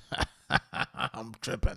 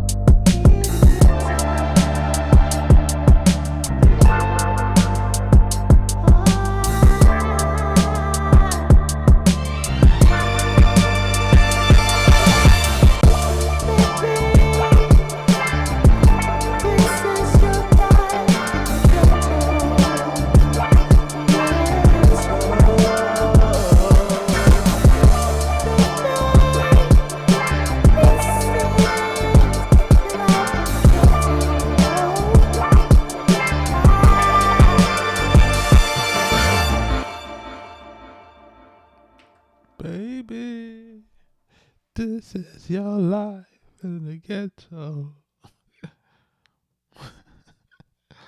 Oh,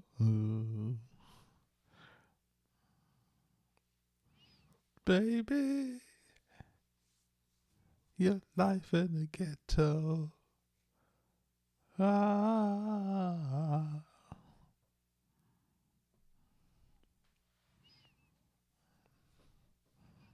When you get the joints to sound like that, man, ain't much you need to do after that.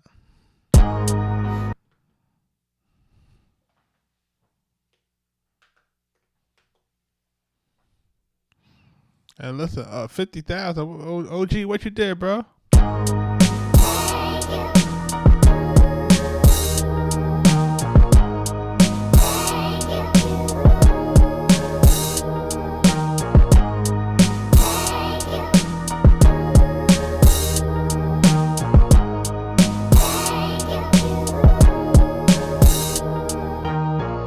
I gotta finish that, man. I gotta finish that. I really gotta finish that.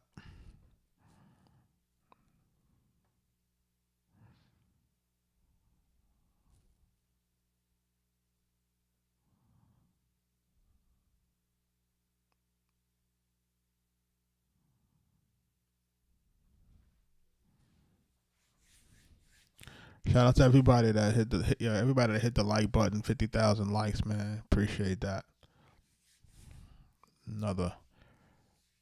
Tomorrow's gonna be night 50 of live stream. 50 days straight.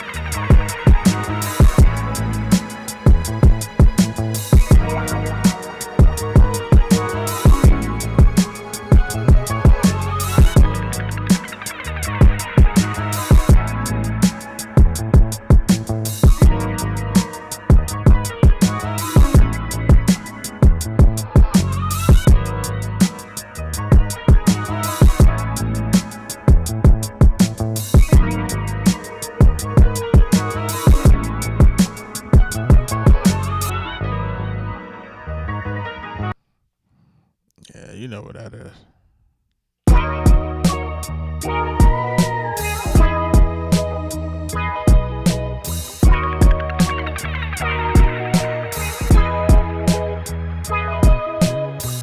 Hold on. I didn't even remember. I forgot about this one.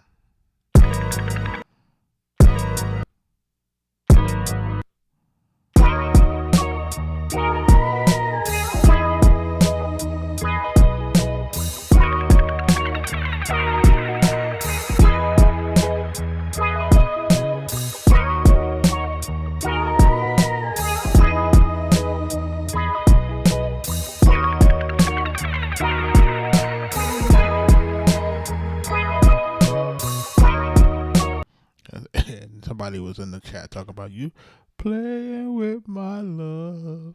I remember that now. Now I remember. I didn't remember before. One last one we get out of here. We have 52,000 likes. What? It's crazy.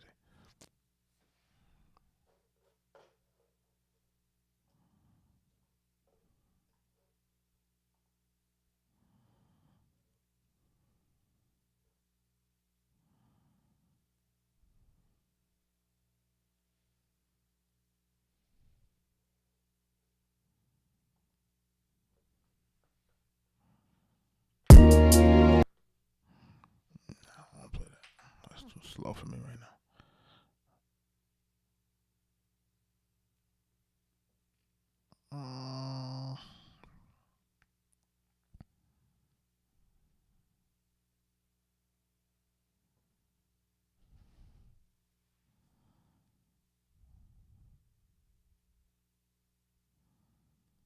I think we played this already, but anyhow, I'm getting ready to sign off. call it a night. Get ready for tomorrow night 50.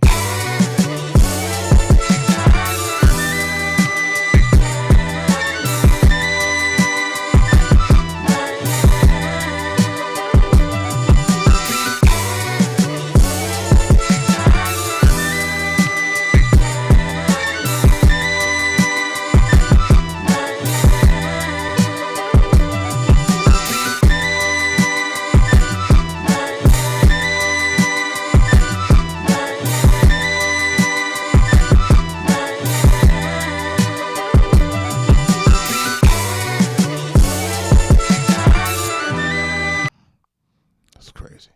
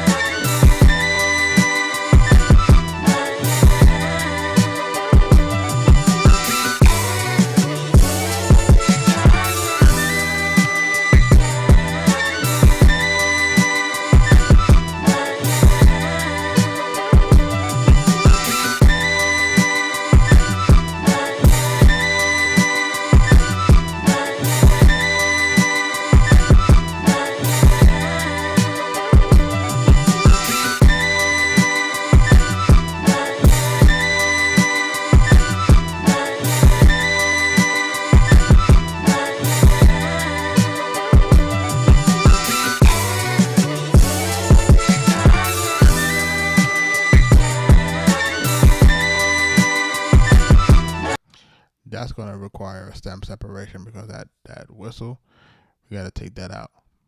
I think I did.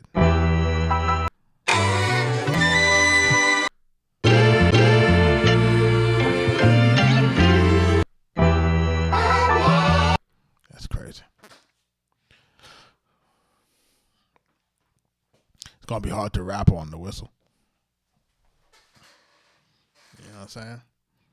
It's like it's good until it's not good. You know what I'm saying? Like it's good until it's not good. And I think the only reason why we're able to tolerate it is because we got the drums doing so much. You know what I'm saying? Rob Mully said it sounded like Just Blaze. Shout out to Just, man. There was a time when Just had gotten one of those early placements. He had did a Harlem World record. And my cousin Mike knows Just from the old cutting room in the Village. If you've ever been to that studio in New York, I think it was like off Broadway somewhere down in the Village. But Just used to work down at that studio at the cutting room. He was one of the studio managers at the time. And we remember linking up with him one time because he was just getting ready the early days of Rockefeller and Baseline.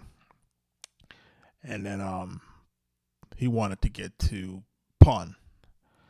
So we were trying to basically coordinate our networks where Mike was the A&R at Loud. He was trying to get him to get to Pun, and then, you know, we were trying to see if we can get some of our music down into the Baseline. Where we did get some music down there, but none of it was able to come out. You know, I think we had some unreleased Bleak and Beanie Siegel's unreleased. You know, so,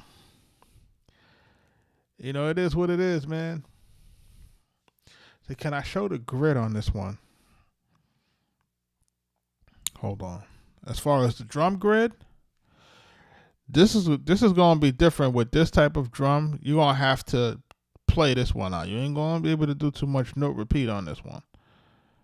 So if you look,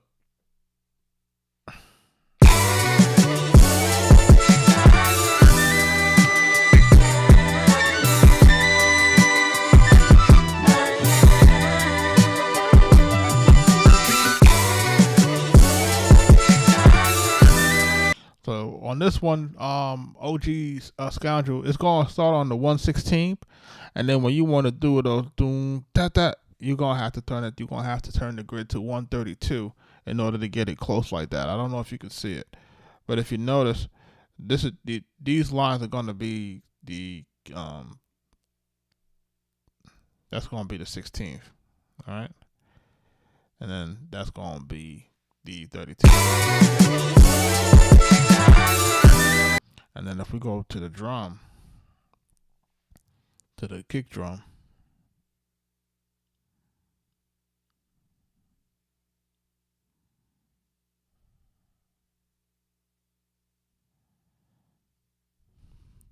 so when we go to here now, if you look at the kick drum, right? I don't know if you can see it, but look at what's happening with this kick drum, and it's going to be a combination of, again, 16 to 32. It's like, this is really the fundamental of you really being able to program, right? That's why I recommend people to use FL Studio, because what FL Studio happens when you go into FL Studio, you gotta click the notes, right? So it's teaching you how to count the bars, teaching you how to learn the grid, essentially.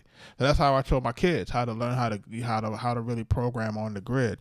And that's what I like about FL Studio initially, especially when you're in that particular screen when you're doing your initial programming that way. So you see how the drum is going here, right?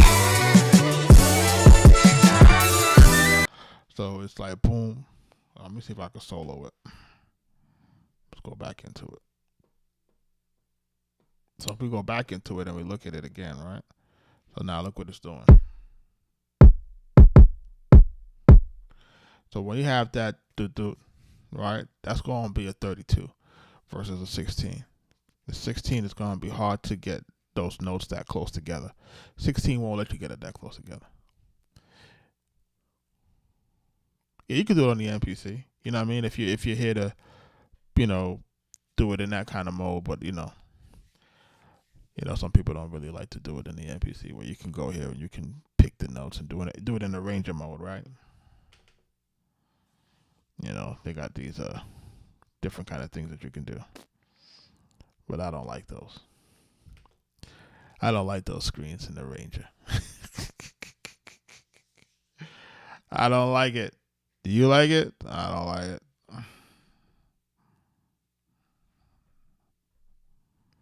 Do it in the arranger mode. No, I don't want to do it in the arranger mode. Yeah, you see that?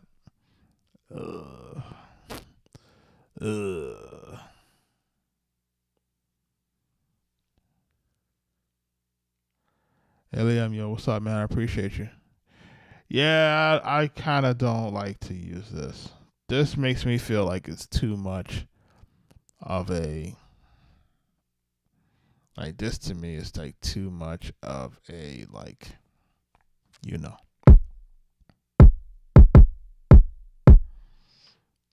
Yeah, this is like too much of a DAW.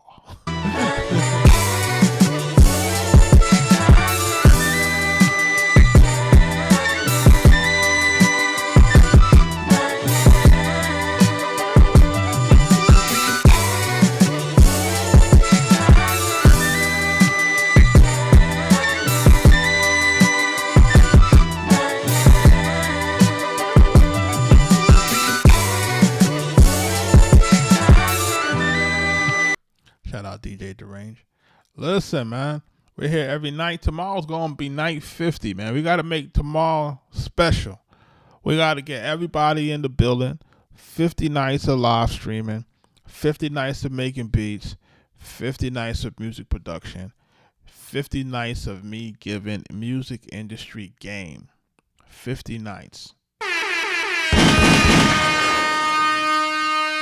Again, man, I want to shout out everybody that jumps into the live nights after night. I want to shout out everybody that engages, shout out everybody that do the likes, that send the gifts, the roses, the diamonds. Shout out to all of y'all, the roses, everything, you know what I mean? Appreciate y'all for that. What we want to do now is we want to continue with the momentum and then really try to get people making sure they're making their music and, plotting out what the next moves are. you know, start making sure that we're building toward those releases, and then, you know, we're working toward getting that content out, because that's really the name of the game in 2025. So before I get out of here,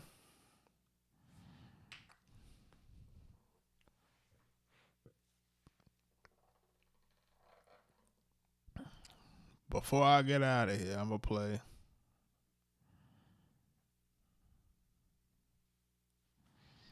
this particular joint. And then we're going to fade to black.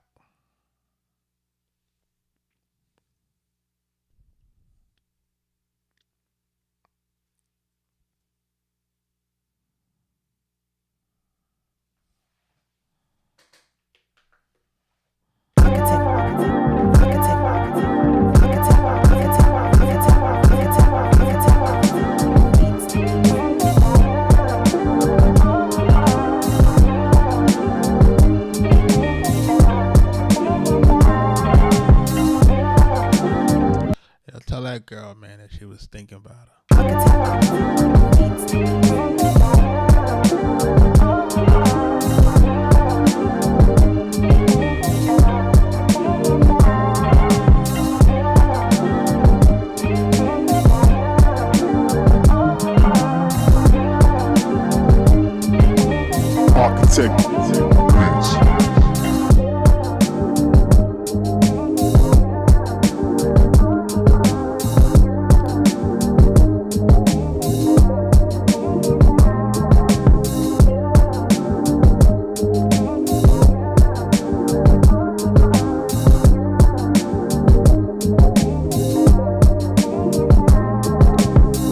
Styles, I appreciate you.